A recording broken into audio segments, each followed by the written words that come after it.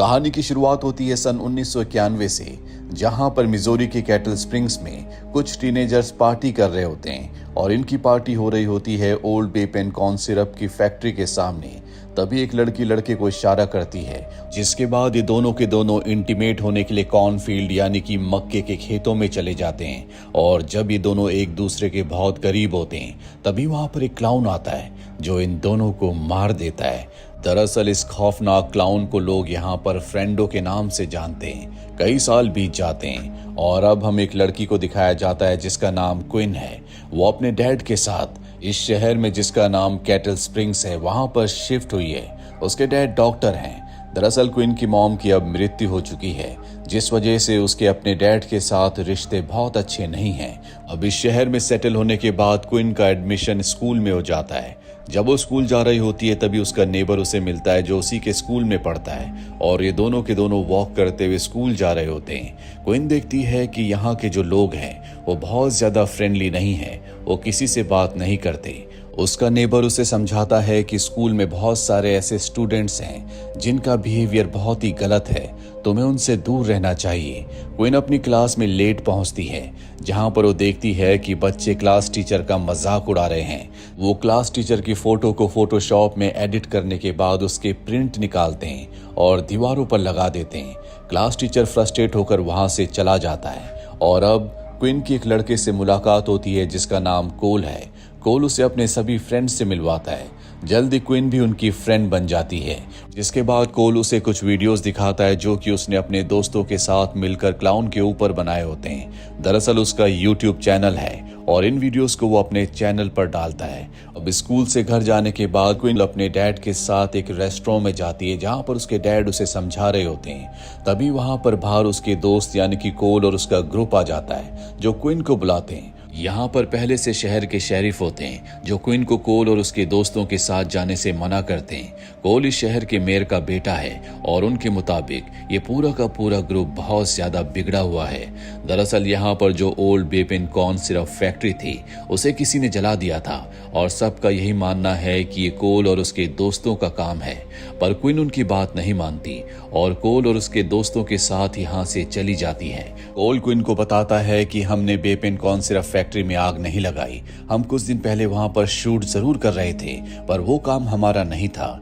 और अब इस सब के सब एक शॉप में जाते हैं जहां पर कोल और उसका फ्रेंड लड़ने का नाटक करते हैं। और जब शॉपकीपर इनके पास आता है तो इन्हीं का एक फ्रेंड शराब की बोतल लेकर वहां से निकल जाता है। हालांकि कोल काउंटर पर पैसे रख देता है। दरअसल इस सब के सब टीनेजर्स हैं, इसीलिए इन्हें शराब नहीं मिल सकती। और अब इस सब के सब रात को एंजॉय करने के लिए एक जगह पर जाते हैं और जब इस सब के सब एंजॉय कर रहे होते हैं तभी इनका एक फ्रेंड वहां पर बुरी तरह से जख्मी हो जाता है।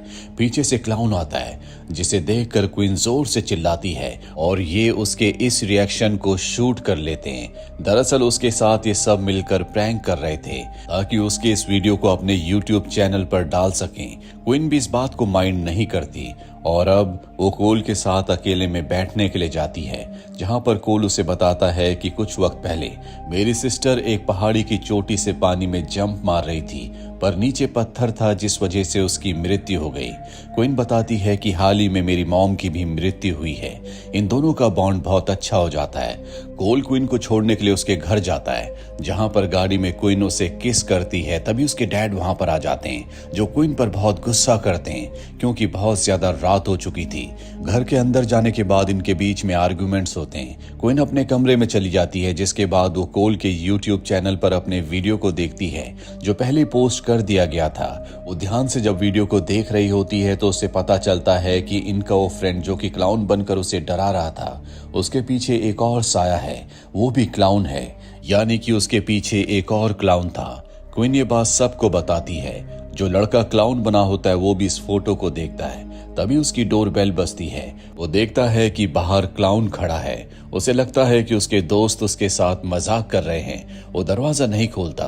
वो कमरे के अंदर आता है जहां पर फ्लोर पर प्लास्टिक बिछा होता है। उसे एहसास होता है कि एल्मीरा के अंदर कोई है। जब वो एल्मीरा को खोलता है तो उसके अंदर एक म्यूजिक बॉक्स होता है। वो उस बॉक्स को घुमाता और म्यूजिक प्ले होना शुरू हो जाता है। तभी पीछे से क्लाउन आता है और उसके ऊपर हमला करके उसे मार देता है। अगले दिन फाउंडर्स डे होता है। दरअसल इस शहर को बने हुए आज पूरे 100 साल हो चुके हैं, इसीलिए टाउन के जितने भी लोग होते हैं वो सब के सब बहुत एंजॉय करते हैं। जहां पर आज कोल के डैड को स्पीच देनी है क्योंकि वो शहर के मेयर हैं। साथ ही वो कोल को बाहर जाने से मना कर देते क्योंकि उन्हें पता है कि वो बहुत ही शरारती है। उसकी स्कूल से शिकायत भी आई है, पर उसकी मॉम कहती है कि तुम जा सकते हो। दरअसल कोल के डैड उससे परेशान है। वही हमें कोल के एक और दूसरे फ्रेंड को दिखाया जाता है जो कि वर्कआउट कर रहा होता है। उसे भी वैसा ही म्यूजिक बॉक्स मिलता है जिसके हैंडल को घुमाने के बाद उसके अंदर से म्यूजिक प्ले होता है। वो भी हैंडल घुमाकर म्यूजिक को प्ले करता है और बॉक्स को फेंक देता है। तभी वहां पर क्लाउन आता है और उसकी जिंदगी का भी खात्मा कर देता है, जिस बारे में कोल और उसके दोस्तों को कुछ नहीं पता क्योंकि वो सब के सब फाउंडर्स डे को एंजॉय कर रहे होते हैं। जहां पर कोल के डैड जो कि शहर के मेयर हैं वो स्पीच दे रहे हैं। साथ ही यहाँ पर एक आदमी होता है जिसने क्लाउन का मास्क पहना होता है। वो ड्रंक है, इसीलिए क्रैकर्स के साथ जगलिंग कर रहा होता है, जिससे यहाँ भगदड़ मच जाती है और गलती से आग भी लग जाती है। शेरिफ को लगता है कि ये काम कोल और उसके दोस्तों का है, इसीलिए कोल, क्विन और इनके 2 दोस्तों को पकड़कर जेल में बंद कर देते हैं। पर कुछ देर के बाद वहां पर क्विन के डैड आते हैं जो इन सबको वहां से निकाल लेते हैं। साथ ही क्विन से बहुत ज्यादा नाराज है। दरअसल वो क्विन को एक कार गिफ्ट करने वाले थे, पर अब उनका मूड पूरी तरह से बदल चुका है। वो क्विन से कहते हैं कि तुम अब अकेली घर से बाहर नहीं जा सकती। रात को क्विन जब अपने कमरे में होती है तभी कोल का उसे मैसेज आता है जो उसे एक पार्टी में बुलाता है। वो इन पार्टी में चलने के लिए तैयार हो जाती है। जब उसके डैड सो जाते हैं तो वो चुपचाप घर से बाहर निकलती है, जहां पर पहले से कोल अपनी गाड़ी में उसका इंतजार कर रहा था। ये दोनों के दोनों गाड़ी से वहां से निकल जाते हैं। कोल क्विन को एक म्यूजिक बॉक्स देता है जो उसी तरह का बॉक्स होता है जो उसके दोनों दोस्तों को मरने से पहले मिला था। तभी इनके सामने क्विन का नेबर आ जाता है। कोल उससे बातें करता है। दरअसल वो डियर का शिकार करने के लिए गया था। कोल और उसकी बातों से पता चलता है कि इन दोनों का कुछ न कुछ गहरा पास्ट जरूर है और अब कोल और क्विन वहां से निकलकर पार्टी में जाते हैं, जहां पर ये दोनों के दोनों बहुत एंजॉय करते हैं। दरअसल पूरी की पूरी पार्टी कोल ने ऑर्गेनाइज की है और अब पार्टी के बीच में ये दोनों अकेले में जाकर एक दूसरे के साथ इंटीमेट होना शुरू हो जाते हैं। पर कोल कुछ ऐसी बातें करता है जिससे क्विन को लगता है कि शायद वो गे है, इसीलिए नाराज होकर वो वहां से बाहर आ जाती है, जहां पर उसी की ग्रुप की 2 लड़कियां आती है। वो कहती है कि कोल हर किसी को रिजेक्ट कर देता है। इनके बीच में आर्ग्यूमेंट्स हो रहे होते हैं। सामने कॉर्नफील्ड होता है। तभी वहां से एक लड़की चिल्लाते हुए बाहर आती है जिसे तीर लगा होता है। इन्हें लगता है कि इनके 2 दोस्त जो कि 2 दिनों से गायब है वो इनके साथ प्रैंक कर रहे हैं। दरअसल क्लाउन ने इनके जिन 2 दोस्तों को मारा था उनकी डेड बॉडीज नहीं मिली, इसीलिए किसी को नहीं पता कि उनकी मृत्यु हो चुकी है। और जल्दी ने पता चल जाता है कि ये कोई प्रैंक नहीं है। पीछे से क्लाउन आ जाता है जिसके पास क्रॉस बो है। वो तीर चलाकर इनकी एक और साथी को मार देता है। अब यहाँ पर अफरा तफरी मच जाती है और इससे पहले कि वो क्विन को भी मारता, उसका नेबर यहाँ पर आकर उसे शूट करके जख्मी कर देता है। जिसके बाद वो क्लाउन के पास जाता है, पर इससे पहले कि वो उसके मास्क को हटाता, कॉर्नफील्ड से बहुत सारे क्लाउन्स बाहर निकलते हैं जिनके पास क्रॉस बो होते हैं जो इनके ऊपर हमला कर देते हैं। और अब एक क्लाउन क्विन को मारने वाला होता है कि तभी वहां पर कोल आ जाता है जो उस पर हमला करके क्विन और अपने कुछ साथियों के साथ शेड के अंदर छुप जाता है, जहां से पुलिस को 911 पर कॉल करने की कोशिश करते हैं, पर वहां पर सिग्नल नहीं होते। इन 5 को पता होता है कि ये यहाँ पर ज्यादा देर तक रुक नहीं सकते, जल्दी क्लाउन्स अंदर आ जाएंगे। यहाँ पर क्विन का नेबर भी होता है। क्विन को पता चलता है उसका नेबर पहले कोल का बॉयफ्रेंड था। अब इन्हें यहाँ पर एक सुअर मिलता है। इन्हें पता है कि यहाँ से निकलकर ये अपनी जान बचा सकते हैं, लेकिन क्विन का नेबर देखता है कि वहां पर ब्लास्ट करने की सामग्री है। वो कहता है कि तुम चारों यहाँ से निकल जाओ, अगर हम सब निकलने की कोशिश करेंगे तो क्लाउन्स हमारा पीछा करके हमें पकड़ लेंगे, इसीलिए मैं यहाँ पर ब्लास्ट करता हूँ। सब उसकी बात मान जाते हैं और जब वो सुअर से अंदर जाते हैं तो बाहर क्विन का नेबर एक ब्लास्ट करता है जिसमें बहुत सारे क्लाउन्स मारे जाते हैं। वहीं घर पर क्विन के डैड को दिखाया जाता है जिन्हें अब तक पता चल चुका है कि क्विन घर पर नहीं है। वो परेशान हो जाते हैं और क्विन को ढूंढने के लिए घर से बाहर निकल जाते हैं। जब वो अपने क्लिनिक के पास से जा रहे होते हैं वो देखते हैं कि उनके क्लिनिक की लाइट जल रही है। वो क्लिनिक के अंदर जाते हैं जहां पर एक क्लाउन चाकू की नोक पर उन्हें पकड़ लेता और कहता है कि तुम्हें मेरे साथी का इलाज करना होगा। वो देखते हैं कि अंदर एक दूसरा क्लाउन जख्मी है। ये वही क्लाउन है जिसके ऊपर क्वीन के नेबर ने अपनी गन से शूट किया था और अब क्वीन के डैड उसका इलाज करना शुरू कर देते हैं, पर तभी उन्हें मौका मिल जाता है। वो दूसरे क्लाउन के ऊपर हमला करके क्लिनिक से निकल जाते हैं। वहीं हमें कोल, क्वीन और इनके दोनों साथियों को दिखाया जाता है जो हाईवे तक पहुंच जाते हैं। तभी इनके सामने गाड़ी रुकती है जो कि शेरिफ की है।